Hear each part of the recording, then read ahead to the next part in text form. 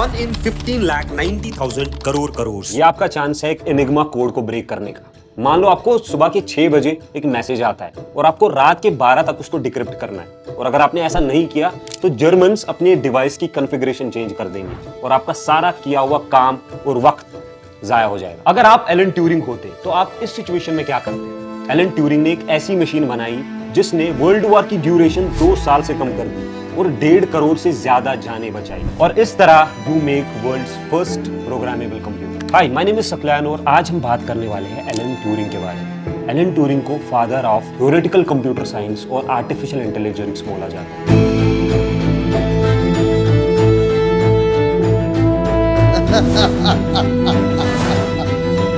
चलिए world war 2 में वापस चलते हैं।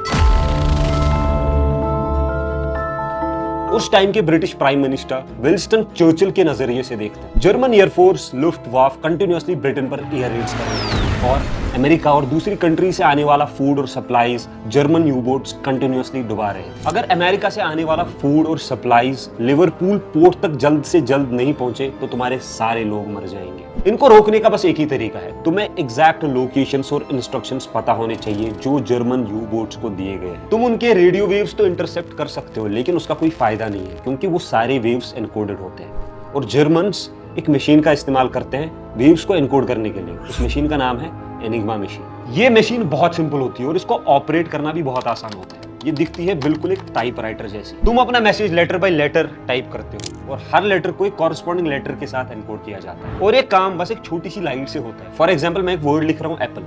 इस एप्पल का हर एक लेटर एक दूसरे लेटर के साथ एनक्रिप्ट किया जाएगा। इस मशीन में 2 प्रॉपर्टीज है। अगर तुम एक लेटर इनपुट करते हो, वो लेटर एक दूसरे लेटर के साथ एनक्रिप्ट किया जाता है। अब जितनी बार भी एक लेटर को टाइप करोगे, वो हर बार एक नए लेटर के साथ एनक्रिप्ट किया जाएगा। तुम ये एनक्रिप्टेड मैसेज रेडियो के थ्रू भी भेज सकते हो। अगर रिसीवर के पास एक एनिग्मा मशीन है विद सेम कॉन्फ़िगरेशन, जब वो एनक्रिप्टेड मैसेज टाइप करेंगे, उनको ओरिजिनल मैसेज मिल जाएगा। तो इस डिवाइस के थ्रू आप इस मैसेज को एनक्रिप्ट भी कर सकते हो, डिक्रिप्ट भी कर सकते हो। एलाइज, खासकर ब्रिटेन, उनके पास एक एनिग्मा मशीन थी, लेकिन अगर उनको उसका कॉन्फ़िगरेशन नहीं पता तो वो जाया है, कोई फायदा नहीं उसका। अब अगर तुम वही विंस्टन चर्चिल के नजरिए से देखो और तुम अपने कंट्री के टॉप मैथमेटिशियंस को हायर करो, फिर भी उन्हें एक कॉन्फ़िगरेशन सॉल्व करने में कम से कम 2 मिनट लग जाएंगे। अब अगर वही इंसान 24 घंटे दिन रात काम करेगा, फिर भी उसको सारी कॉन्फ़िगरेशंस कंप्लीट करने में 2 लाख सेंचुरीज लग जाएंगी। अब इस पॉइंट पे आके तुम क्या करते हैं? जाहिर सी बात है, तुम अपने देश के सारे टॉप मैथमेटिशियंस और लिंग्विस्ट्स को एक जगह इकट्ठा करोगे और काम स्टार्ट करो। अब सेम यहाँ पे भी हो रहा था, लेकिन काम हो कर रहा था स्टेशन एक्स के हट 8। लेकिन जो काम ये लोग वहां कर रहे थे, दुनिया के नजर में ये काम करना इम्पॉसिबल था। अब आगे चीजें समझने से पहले मैं आपको किसी से इंट्रोड्यूस कराना चाहता हूँ। मिलिए इनसे।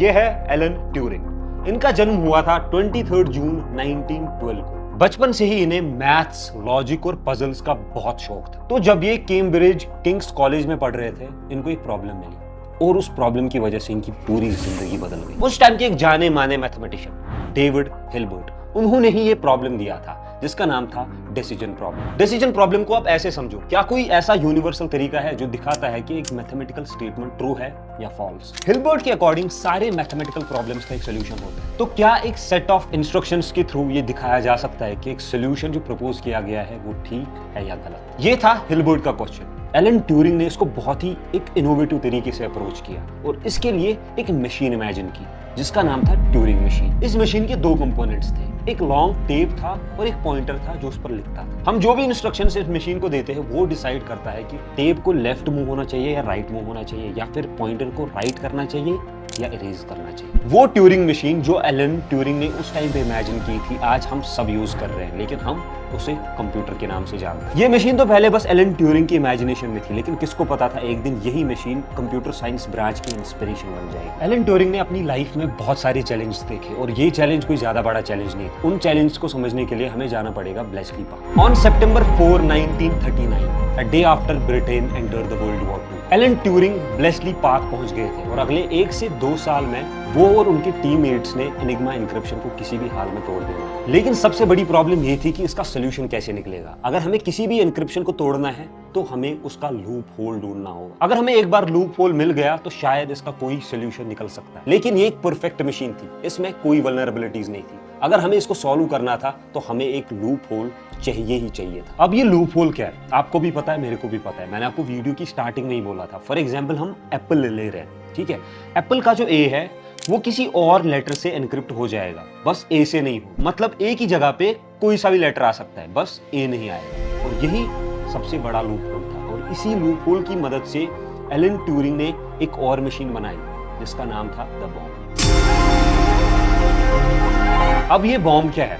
बॉम्ब मैसेज को सीधे डिक्रिप्ट नहीं करता था। याद है मैंने आपको वीडियो की स्टार्टिंग में बोला था, एनिग्मा मशीन का सबसे बड़ा चैलेंज है उसकी कॉन्फ़िगरेशन को समझना, और ये बॉम्ब उसी एनिग्मा मशीन की कॉन्फ़िगरेशन को निकाल के देता। अब अगर उन्हें कॉन्फ़िगरेशन मिल गई, ब्रिटेन के पास ऑलरेडी एक एनिग्मा मशीन पड़ी थी, अब उनको बस कॉन्फ़िगरेशन सेट करनी है, एनक्रिप्टेड मैसेज देनी है और उनको वहां से डिक्रिप्टेड मैसेज मिल जाएगा। ये एक ऐसा इन्वेंशन था जिसने वर्ल्ड वॉर 2 का पूरा कोर्स ही बदल दिया। लेकिन इस इन्वेंशन को दुनिया से 50 साल तक छुपाया गया। After his death in 1966 Alan Turing को उसका पहला ट्यूरिंग अवार्ड मिला। ये अवार्ड क्यों मिला था?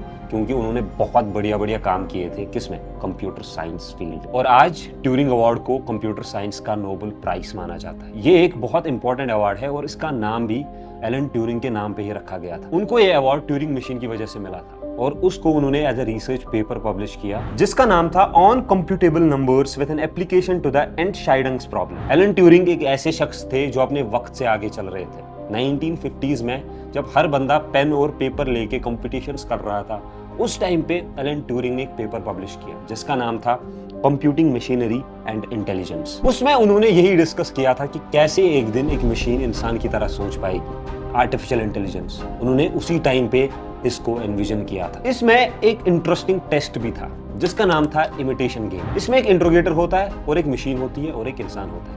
इंट्रोगेटर मशीन और इंसान से क्वेश्चंस पूछता है और उनके जवाब के बेसिस पे उसे ये जज करना होता है कि मशीन कौन सी है और इंसान कौन सा है। मशीन का टास्क ये होता था कि वो ये प्रूव करे वो इंसान है, और इंसान का काम भी यही होता था कि वो ये प्रूव करे वो भी इंसान है। अब सवाल यह आता है कि इंटरोगेटर कौन कौन से क्वेश्चंस पूछ सकता है। इस सब की पूरी डिटेल इस पेपर में दी गई है, जिसको इंटरेस्ट है वो जाके पढ़ सकता है। और इस टेस्ट का नाम बाद में रखा गया ट्यूरिंग टेस्ट। जब हम एलन ट्यूरिंग के बारे में बात करते हैं, वो एक मैथमेटिशियन, एक कंप्यूटर साइंटिस्ट, एक फिलोसोफर और एक लॉजिशियन भी थे। लेकिन इन सारे प्रोफेशनल अचीवमेंट्स के अलावा वो एक विजनरी भी थे। इस वीडियो में हमने एलन ट्यूरिंग की प्रोफेशनल लाइफ के बारे में बात की। अगर आपको और भी जानना है, आप थोड़ा रिसर्च और कर सकते हो और आप जान सकते हो। 2014 में एक मूवी रिलीज हुई जिसका नाम था इमिटेशन गेम, और वो एलन ट्यूरिंग की लाइफ पर ही बेस्ड था। अगर आपको और जानना है, आप जाके वो मूवी भी देख सकते हैं। अगर आपको वीडियो अच्छी लगी, डू लाइक। अगर आपको लगा कि वीडियो हेल्पफुल थी या इन्फॉर्मेटिव थी, अपने दोस्तों के साथ शेयर करना नहीं भूलना, and do subscribe as well. I will see you in the next one. तब तक के लिए बाय।